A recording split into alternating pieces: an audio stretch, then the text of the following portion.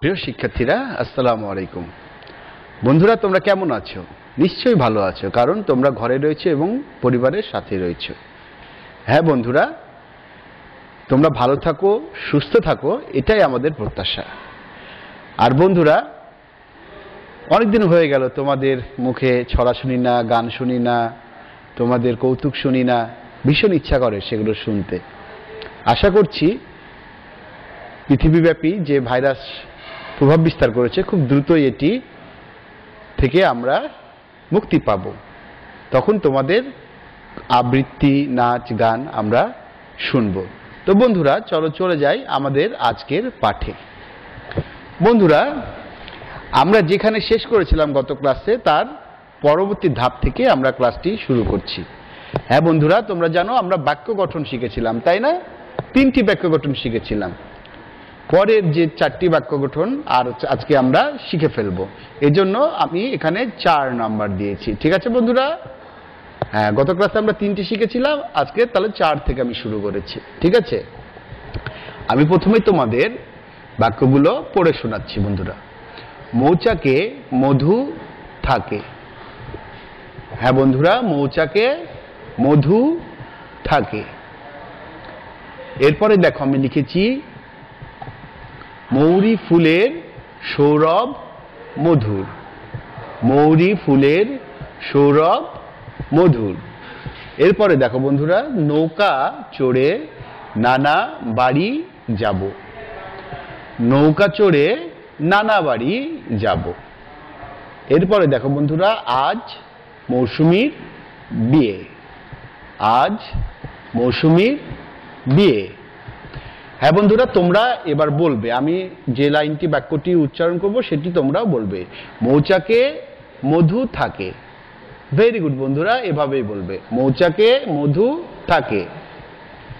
এরপরে দেখো, মৌরি ফুলের সৌরভ মধুর।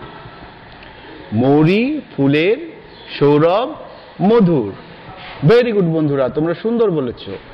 নৌকা চড়ে নানা বাড়ি যাব। নৌকা চড়ে নানা বাড়ি যাব। এরপরে দেখো বন্ধুরা, আজ মৌসুমীর বিয়ে। আজ মৌসুমীর বিয়ে। তাহলে বন্ধুরা, তোমরা পেন্সিল এবং খাতা বের করে লিখে ফেলো। লিখো বাক্য গঠন। বাক্য গঠন। এরপর লিখো মৌচাকে মধু থাকে। মৌচাকে মধু থাকে। মৌরি ফুলের সৌরভ মধুর। মৌরি ফুলের সৌরভ মধুর। এরপরে দেখো বন্ধুরা, নৌকা চড়ে নানা বাড়ি যাব। নৌকা চড়ে নানা বাড়ি যাব। আজ মৌসুমীর বিয়ে। আজ মৌসুমীর বিয়ে। হ্যাঁ বন্ধুরা, তোমরা একটু মিলিয়ে নাও। তাহলে প্রথমে 4 নম্বর যেটা দিয়েছিলাম, মৌচাকে মধু থাকে। মৌরি ফুলের সৌরভ মধুর। এরপরে নৌকা চড়ে নানা বাড়ি যাব। আজ মৌসুমীর বিয়ে। এরপরে আমরা যেটি শিখবো বন্ধুরা, এই অনুশীলনীর কয়েকটি শব্দের অর্থ আমরা আজকে জেনে নেব। ঠিক আছে, তোমরা দেখো বন্ধুরা, আমি লিখেছি ধৌত। ধৌত শব্দের অর্থ ধোয়া। ধৌত শব্দের অর্থ ধোয়া। হ্যাঁ বন্ধুরা, তোমরা ইউনিফর্ম পরে আসো। ইউনিফর্ম অর্থাৎ তোমাদের স্কুলের যে পোশাক, নির্ধারিত পোশাক, সেটা পরে যখন তোমরা আসো, ময়লা হয়ে গেলে বাসায় গিয়ে তোমার আম্মুদের কি বলো? যে আমার কাপড়টা ধুতে হবে বা ধৌত করতে হবে বা ধোয়া দরকার। ঠিক আছে, এই সেটি ধৌত বা কোনো কাপড় ধোয়ার অর্থে এটা ব্যবহৃত হয়ে থাকে বন্ধুরা। তাহলে ধৌত শব্দের অর্থ কি? ধোয়া। এরপরে দেখো বন্ধুরা, লোহা। লৌহ। লৌহ শব্দের অর্থ লোহা।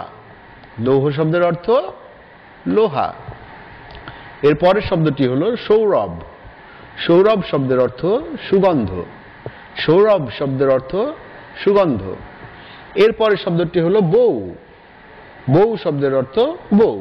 হ্যাঁ বন্ধুরা, বউ শব্দের অর্থ বউ, শুধু বানানটা একটু আলাদা। ঠিক আছে, এছাড়া শব্দের উচ্চারণটা একই হবে, ঠিক আছে? বউ, বউ, ঠিক আছে? তাহলে বন্ধুরা তোমরা খাতা পেন্সিল লিখে ফেলো। ধৌত শব্দের অর্থ ধোয়া, ধৌত শব্দের অর্থ ধোয়া। লৌহ শব্দের অর্থ লোহা, লৌহ শব্দের অর্থ লোহা। সৌরভ শব্দের অর্থ সুগন্ধ, সৌরভ শব্দের অর্থ সুগন্ধ। এরপর দেখো বন্ধুরা, বউ, বউ শব্দের অর্থ বউ, বউ শব্দের অর্থ বউ। এই ছিল বন্ধুরা আমাদের আজকের পাঠ। আশা করি তোমরা অনেক আনন্দ পেয়েছো, মজা পেয়েছো। আর বন্ধুরা তোমরা যদি এটি আত্মস্থ করতে চাও তাহলে তোমাদের বারবার এটি পড়তে হবে এবং খাতায় লিখতে হবে, তবে সহজেই তোমাদের এটি আত্মস্থ হয়ে যাবে। এবং খুব শিগগিরই যখন স্কুলে ফিরে আসবে তখন তোমরা এটি খাতাগুলো আমাকে দেখাবে। আবার পরবর্তী ক্লাসে দেখা হবে। সবাইকে ধন্যবাদ।